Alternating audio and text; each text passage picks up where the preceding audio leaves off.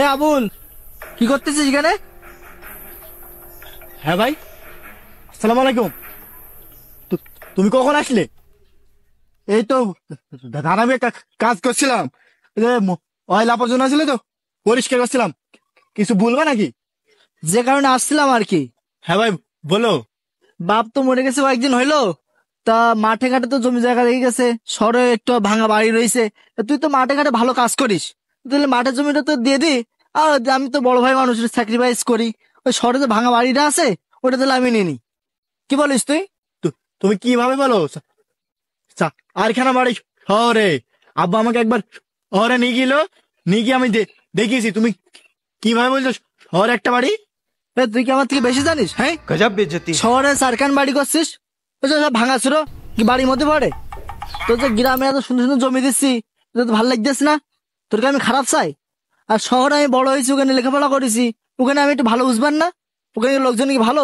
তুই কি সামনে রাখতে পারবি না সব জায়গা জমি? হ্যাঁ, না ভাই, আমি তোমাকে কোনো অবিশ্বাস করেছি? আব্বা মরে যাওয়ার পরে আব্বা স্থান তো তোমাকেই দিয়েছি। এখন তুমি যেটা ভালো মনে করবা সেটাই করো। আমি কিন্তু তোমাকে কোনো অবিশ্বাস করিনি। আচ্ছা, তাহলে ওই কথাই রইলো। শুক্রবার দিনকে দুইজনের জমি জায়গা রেজিস্ট্রি করে নিবানে, ঠিক আছে? আচ্ছা, ঠিক আছে ভাই। তুমি বড় ভাই মানুষ, তুমি যেটা বলবা এইটাই ঠিক। তাহলে যাওয়ার সময় আমার বাড়িতে চলো। আমার বউ চারটি আল ভাত রান্না করেছে, চারটি এই যে এনে। আরে চলো। না, আমি এখন আর যাবো না তোর বাড়ি, খাচ্ছি না, ঠিক আছে? আমার কাজ রয়েছে। তুই আর তোর বউ আমার বাড়িতে দাওয়াত খেয়ে আসছে রে, দাওয়াত থাকলো, ঠিক আছে? এভাবে আবুলের ভাই তার জমিগুলা লিখে নিল 20 বছর পর।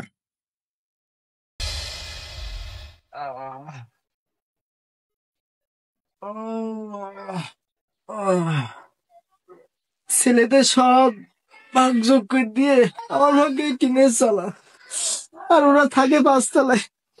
এই যে অসুস্থ, কেউ তো দেখতে পাচ্ছে না।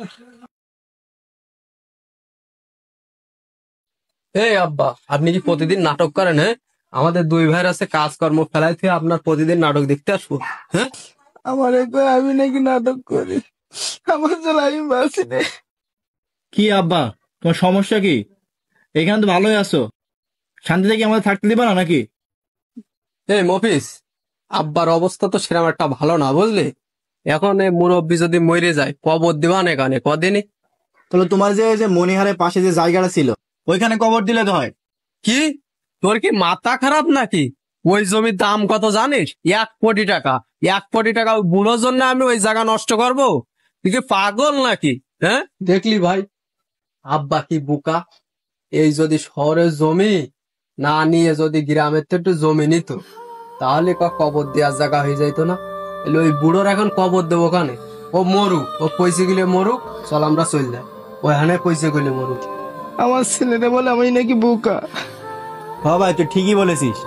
ওই বুড়ো মরুক, চল আমরা যাই। আজ আমার আল্লাহ ভোলা ভাই রে,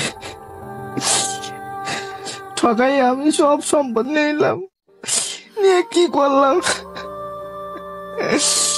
আজ আমার কবলে এই মরার মুখে 3.5 হাত কবরের মাটিও জুটতেছে না। এই জন্যই কয়, দুনিয়াতে কারো হক ফাঁকি দিলে, কাউকে ঠকালে আল্লাহ তার ভালো লাগে না।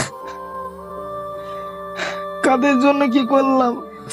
এই সন্তানরা আমার আজকে মরার মুখে 3.5 হাত জমিও দিচ্ছে না।